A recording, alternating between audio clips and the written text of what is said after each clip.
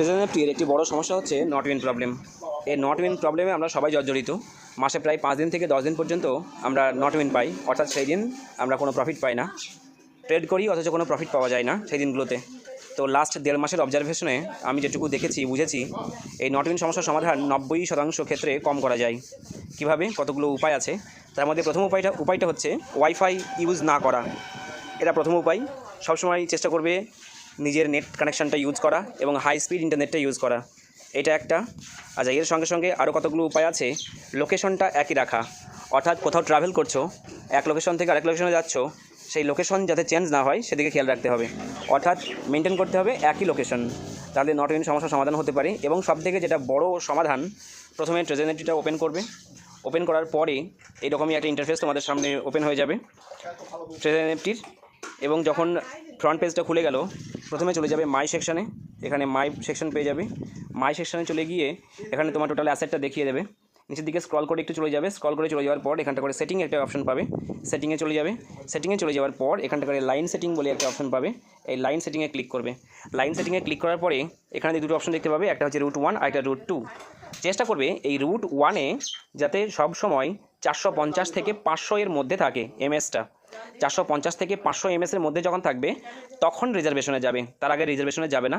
এটা দেখো 90% ক্ষেত্রে নট উইন সমস্যা আর থাকবে না, অর্থাৎ অন হবে। এখন রয়েছে 771। তো 771.66 যখন আছে তখন তোমরা রিজার্ভেশনে যাবে না, সিম্পলি ব্যাক করে দেবে।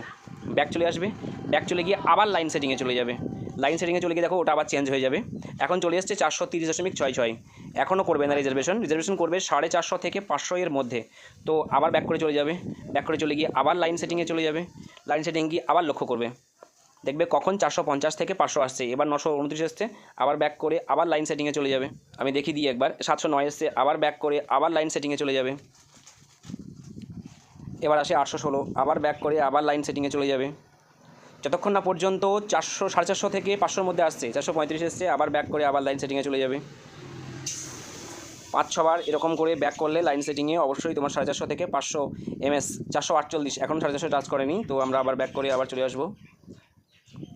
মোটামুটি 5-6 বারের মধ্যে লাইন সেটিংয়ে 450 থেকে 500-500-র মধ্যে দিয়ে দেবে। 599 হয়ে গেছে, আমরা যাব না এটাই।